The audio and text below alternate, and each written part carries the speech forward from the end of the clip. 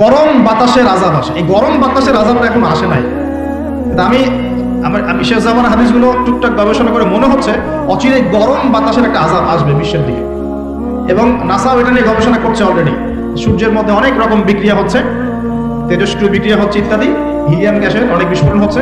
এগুলোর ওয়েভ বা ফ্লোটা আস্তে আস্তে পৃথিবীর দিকে ধেয়ে আসবে। নবীজি বলেছেন ফালইয়ারজাকিবু ইনদা যালিকা রিহান হামরা। এই রিহান হামরা কথাটা এই হাদিসের মধ্যে আছে। তিরমিজি 2211 নম্বর হাদিসে এটা আছে। গরম বাতাস ধেয়ে আসবে পৃথিবীর দিকে, গরম বাতাসের আযাব। আমি আপনাদেরকে পরামর্শ দিই, যদি কেউ টেনশন ফ্রি লাইফ লিড করতে চান, এখন আমাদের এই পরিবার, সমাজ, অর্থনীতি, ব্যক্তি জীবন, রাষ্ট্রীয় জীবন একটা টেনশন না, একটা চাপ, মানসিক চাপ, টেনশন, উদ্বিগ্ন তো সব জায়গায় না। টেনশন ফ্রি লাইফ লিড করতে চাইলে বেশি বেশি দরুদ পড়তে হয়। কি করতে হয়? দরুদ পড়তে হয়। বলতে হয় আল্লাহুম্মা সাল্লি আলা মুহাম্মাদ ওয়া আলা আলি মুহাম্মাদ কামা সাল্লাইতা আলা ইব্রাহিম ওয়া আলা আলি ইব্রাহিম ইন্নাকা হামিদুম মাজিদ। এরপরে পরের অংশটুকু যেটা আপনারা নামাজে পড়েন, এই নামাজে যেটা পড়েন এটা হলো দরুদ ইব্রাহিম। কি নাম? দরুদ ইব্রাহিম। এখন কেন দরুদ ইব্রাহিম সেটা আমি একটু পরে ব্যাখ্যা করছি। এই দরুদটা সবচেয়ে সেরা দরুদ। এই দরুদ একবার পড়লেই 10টা নেকি হবে, 10টা গুনাহ মাফ হবে। 10 বার আল্লাহ রহম করবেন, মর্যাদার স্তর 10 গুণ বেড়ে যাবে ইনশাআল্লাহ। এবং সকালে এবং সন্ধ্যায় যে 10 বার করে দরুদ পড়বেন, সকালে এবং সন্ধ্যায় কয়বার করে ভাই? তার জন্য বিশেষ একটা ফজিলত আছে, বলে দেব। সেটা হলো আমাদের নবী মুহাম্মদ সাল্লাল্লাহু আলাইহি ওয়াসাল্লাম ওই ব্যক্তির জন্য কালকে আমাদের মাঠে সুপারিশ করবেন ইনশাআল্লাহ। নবীর সুপারিশ যে পাবে সে জান্নাতে যাবে না জাহান্নামে যাবে? জান্নাতে যাওয়ার একটা সহজ রাস্তা বলে দিলাম। নবীর সুন্নত অনুযায়ী জীবন যাপন করবেন, এটা তো অবশ্যই করবেন, এবং সকাল সন্ধ্যায় 10 বার করে দরুদ পাঠ করবেন। পারা যাবে ইনশাআল্লাহ? আজকে যারা লেকচার শুনলেন এই আমলটা আজকে ধরবেন। আমি লেকচার দিলে কিছু ওয়াদা নেই, আসবো, আলোচনা করব, চলে যাব, এটা হলো কিছু ওয়াদা করবেন, নিয়াত করবেন, 1 বছরের জ্ঞানের খোরাক নেবেন, 1 বছর আমল করবেন, ইনশাআল্লাহ পরের বছর আবার দেখা হবে। আজকে প্রথম আমল কি দিলাম? সকাল সন্ধ্যায় কমপক্ষে 10 বার করে দরুদ শরীফ পড়তে হবে। রাজি আছি ইনশাআল্লাহ? কি ফজিলত তাও তো জানলেন। ফজিলত জেনে আমল করার ব্যাপারে একটা আয়াতি আছে কোরআনে, যারা মুমিন তারা বলে যে সামি'না ওয়া আতা'না। আমরা শুনলাম, জানলাম, মানলাম, শুনলাম, মানলাম। আর যারা ইহুদি তারা বলে ওয়া ক্বালু সামি'না ওয়া আসাইনা। আমরা শুনলাম কিন্তু মানি না। আমরা কি ইহুদিদের মতো নির্লজ্জ জাতি? ও তারা তো এখন খুব সভ্য জাতি নাকি? হ্যাঁ, এরা সারা বিশ্ব জুড়ে মুসলিমদের সাথে ফাসাদ সৃষ্টি করে বেড়ায়, এরা খুব সভ্য। হ্যাঁ, যারা আমাদের মসজিদটা বাইতুল আকসা দখল করে বসে আছে এরা খুব ভালো না? এরা মানবতার সেবক। যারা সারা বিশ্বের বিভিন্ন দেশে দেশে মুসলিমদেরকে পাখির মতো বোম মেরে হত্যা করতেছে এরা খুব ভালো মানুষ। ওদের কাছ থেকে আমাদেরকে মানবতা শিখতে হয়, তাই না ভাই? ওরা মানবতার সংজ্ঞা শিখায়। আর আমরা যখন টুপি, দাড়ি, পাগড়ি, বোরখা এগুলো একটু টুকটাক পরার অভ্যাস করি তখন আমাদের দিকে বাঁকা চোখে তাকায়, তাই না? আমার তো এমনও মনে আছে, এগুলো স্মৃতি থেকে বলছি আর কি, আমার এখনো মনে আছে যে আমি আমার স্ত্রীকে নিয়ে রাস্তায় রাস্তায় বাড়ি ভাড়া খুঁজতাম এক সময়। মানুষ আমাদেরকে বাড়ি ভাড়া দিত না। বিশ্বাস করছে না? কেন দিত না? কারণ আমার গায়ে সুন্নতি লেবাস ছিল আর আমার স্ত্রীর গায়ে খাস পর্দা ছিল। বাড়ি ভাড়া দেওয়ার আগে খুব গড় করে প্রশ্ন করতো, কোথা থেকে আসছেন, কি দরকার, কোথায় চাকরি করেন, কি করবেন, মানে আতঙ্ক একটা, না জানি কোন গ্রহের মানুষ আমরা, ও বাড়িতে না জানি কি করব। এই যে একটা ভাইব ছড়িয়ে দেওয়া হয়েছে সমাজের মধ্যে, দাড়ি, টুপি, পাগড়ি, জুব্বা, বোরখা, এগুলোর দিকে মানুষ একটা সন্দেহের চোখে তাকাচ্ছে, এই যে একটা ফ্লো, একটা ভাইব সৃষ্টি করা হয়েছে, আপনাদের কি মনে হয় না এটা ইসলামের বিরুদ্ধে চক্রান্ত হচ্ছে? দাড়ি, টুপি, পাগড়ি, জুব্বা, বোরখাওয়ালা মানুষরাই সারা দুনিয়া সব অপকর্ম করে বেড়ায়। এই সারা দুনিয়াতে যে সমকামিতা চলছে এখন, সমকামিতা বোঝেন কিনা? ছেলে ছেলের সাথে জেনা করতেছে, নাউজুবিল্লাহ, আর মেয়ে মেয়ের সাথে জেনা করতেছে এই যুগে। খবর কতটুকু রাখেন জানি না। এগুলো কি মুসলিমরা ছড়াই দিছে? সারা পৃথিবীতে যে মানুষ এখন সুদ খায়, মোটামুটি সবাই সুদ খায়, কম বেশি আর কি। কেউ বেঁচে থাকার চেষ্টা করে, কেউ করে না। কোনো সময় দেখা যায় বেঁচে থাকার চেষ্টা করার পরেও সে বাধ্য হয়ে সেখানে সুদ খেতে হচ্ছে। এমন হচ্ছে কিনা? এই সুদভিত্তিক অর্থনৈতিক সিস্টেম কি মুসলমানরা চালু করে দিছে? সারা বিশ্বের মানুষকে হারাম কি মুসলমানরা খাওয়াচ্ছে? সবার ফোনে ফোনে ইন্টারনেট সেকশনে ঢুকলেই দেখবেন পর্নোগ্রাফি, নগ্নতা, দেখেন না? এমন কারো চোখ নাই এটা দেখে নাই, কারণ এটা সম্ভব না এখন এই যুগে। ইন্টারনেটের কাজ যারা করে, ইন্টারনেটে যারা ঢোকে, চোখের সামনে এগুলো পড়বেই, 100% আলেম হোক আর জালেম হোক, করবে না? এই সারা দুনিয়াতে ইন্টারনেট সেকশনে যেগুলো ছড়িয়ে দেয়, মুসলমানরা ছড়াই দিছে। মেয়েরা আগে একটু পর্দায় চলতো, ফেমিনিস্ট রেভলিউশনের মধ্য দিয়ে মেয়েদেরকে নগ্ন করে বাইরে বের করা হয়েছে। এখন মেয়েরা ছেলেদের পোশাক পরে ঘুরে বেড়ায়। হ্যাঁ, সমাজের মধ্যে এই সমস্যার কারণে জেনা বাড়ছে, পরকীয়া বাড়ছে, ব্যভিচার বাড়ছে, ধর্ষণ বাড়ছে। এই সমস্যাগুলো মুসলমানরা তৈরি করে দিছে। আমরা আগে শিখতাম কোরআন এবং সুন্নাহ কেন্দ্রিক শিক্ষা, এখন শিখতেছি পশ্চিমা ধাঁচের শিক্ষা। এই শিক্ষা কি মুসলমানরা চালু করে দিল? আগে আমরা আল্লাহ পাকের জমিনে আল্লাহর খলিফা ছিলাম। আল্লাহ পাক দুনিয়াতে আমাদের খলিফা করে পাঠান নাই? সূরা বাকারার প্রথম থেকে আছে না, আদম আলাইহিস সালামকে আমি সৃষ্টি করেছি কি জন্য? আমার খলিফা হিসেবে। ওয়াইয ক্বালা রাব্বুকা লিল মালায়েকা ইন্নী জাঈলুন ফিল আরদি, খলিফা শব্দ কোরআনে নাই। তাহলে আদম আলাইহিস সালাম এই দুনিয়াতে কার খলিফা? যে আল্লাহর খলিফা, সে আল্লাহ পাকের হুকুম আহকাম চালু করবে নাকি নিজের মন গড়া বিধান চালু করবে? যে আল্লাহর বিধান দিয়ে চলে সে আল্লাহর খলিফা না? আর যে আল্লাহর বিধান বাদ দিয়ে চলে সে কি আল্লাহর খলিফা না শয়তানের খলিফা? সারা বিশ্বে এখন মানুষ কি আল্লাহর বিধান দিয়ে চলে, নিজেদের বিধান দিয়ে চলে? এই সমস্যাগুলো কি মুসলমানরা তৈরি করে দিল? সারা দেশে এবং সারা বিশ্বে দেখেন যুব সমাজ মাদকের সয়লাভ, একাকার অবস্থা। কোরআন সুন্নাহ কি মানুষকে মাদক খেতে উৎসাহিত করে, নাকি মাদকের বিরুদ্ধে কোরআন সুন্নাহর জিরো টলারেন্স কোনটা? সমাজে দেখেন মেয়েদের সাথে কি অন্যায় আচরণ করা হচ্ছে, ইফটিজিং, ধর্ষণ, এগুলো বাড়ছে না কমছে? তো কোরআন সুন্নাহ কি পক্ষে না বিপক্ষে? সারা দুনিয়ার এই ঘর থেকে শুরু করে বিশ্বের যে সমস্যাগুলো একটা একটা করে বলতে গেলে তো 100টা বের হবে। এই সবগুলো সমস্যা কি মুসলমানরা করে দিল, না মুসলমানদের উপর এই সমস্যাগুলো চাপিয়ে দেওয়া হচ্ছে? কোনটা? কিন্তু মিডিয়ার মধ্য দিয়ে, প্রযুক্তির মধ্য দিয়ে, নিজস্ব প্রিন্ট এবং ইলেকট্রনিক মিডিয়াগুলোর মধ্য দিয়ে সারা বিশ্বে ছড়িয়ে দেওয়া হয়েছে সবচেয়ে খারাপ মানুষ মনে হয় মুসলমানরাই, তাই না? যত বাঁকা দৃষ্টি শুধু দাড়ি, টুপি, পাগড়ি, বোরখা, এগুলো। ঢাকা শহরের কথা বলছি, লেকচারগুলো অনলাইনে যাবে তো, তাদের শিক্ষা আছে। ঢাকা শহর ভূমিকম্প প্রবণ এলাকা না? ভূমিকম্পের যে পাপগুলা, সেই পাপগুলো আমি কিন্তু একটা লেকচার আলোচনা করে আসছি সিলেটে, দেখে নিয়ে অনলাইনে। 15টা থেকে 20টা পাপ আছে। এই পাপগুলোতে যখন একটা জাতি লিপ্ত হয় আল্লাহর পক্ষ থেকে আযাব আসে। কয়েকটা কথা বলছি। পাপগুলোর মধ্যে একটা হচ্ছে যে যখন মানুষ বস্তুবাদী হয়, বেশি বস্তুবাদী মানে দুনিয়া নিয়ে খুব বেশি ব্যস্ত, পরকালের ফিকির কম, আল্লাহকে ভুলে গেছে। তারপরে যখন আমানত উঠে যায়, আমানত কি হয়? উঠে যায়। তারপর যখন গনিমতের মাল মনে করে আমানত মানুষ খেয়ে ফেলতেছে, আমানত রাখা হয়েছে, গনিমতের মাল মনে করে খেয়ে ফেলে। যখন মানুষ এই মাকে কষ্ট দেয়, মাকে কষ্ট দিয়ে মানে মায়ের সাথে খারাপ ব্যবহার করে, বউয়ের আঁচল ধরে বসে থাকে। যখন মানুষ বাবাকে দূরে ঠেলে দেয় আর বন্ধু বান্ধবকে কাছে টেনে নেয়।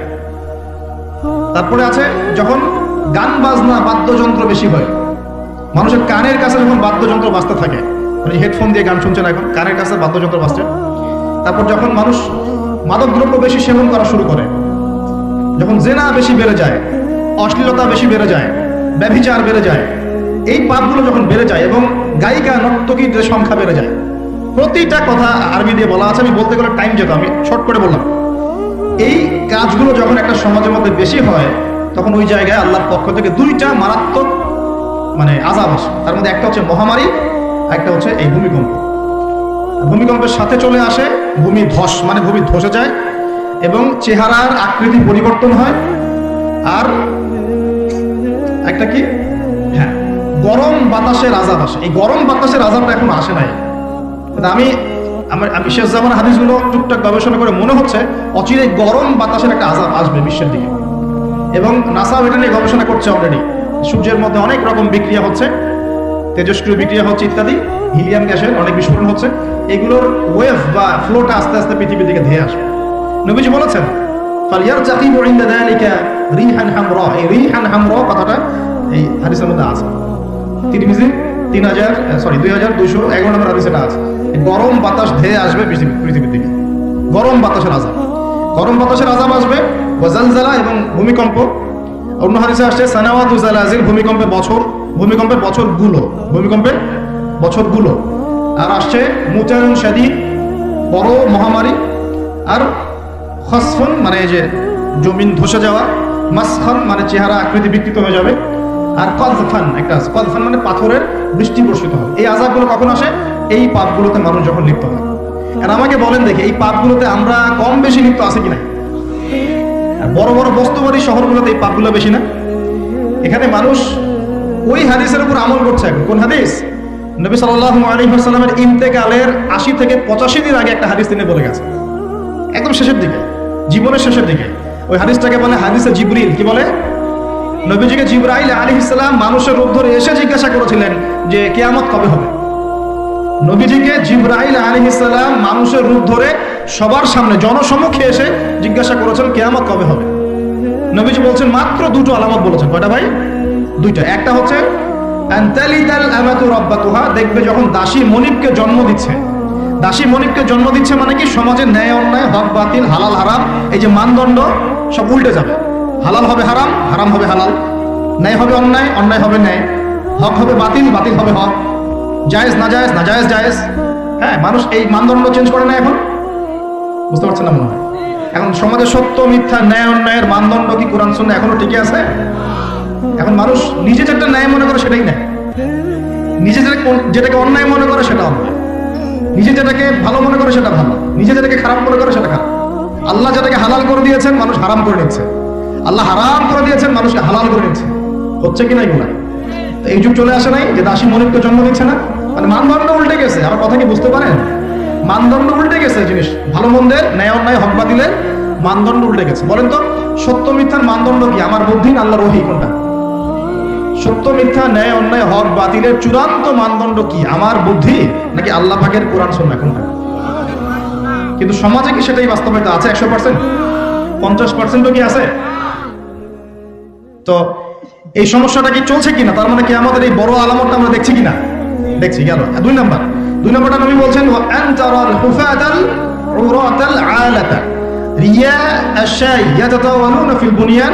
নবীজি বলছেন যখন দেখা যাবে সমাজের সবচেয়ে দরিদ্র শ্রেণীর মানুষ, স্যান্ডেল কেনার টাকা ছিল না, কাপড় পরার টাকা ছিল না, এই শ্রেণীর মানুষ, রাখাল মানে গরু ছাগল চড়াতো, এই শ্রেণীর মানুষ উঁচু উঁচু অট্টালিকা নির্মাণের প্রতিযোগিতা করবে।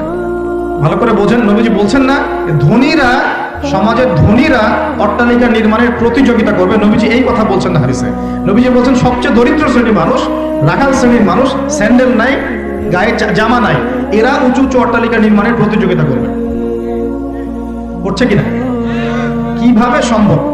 এই শ্রেণীর মানুষের অট্টালিকা নির্মাণ না, নির্মাণের কম্পিটিশন করা কিভাবে সম্ভব?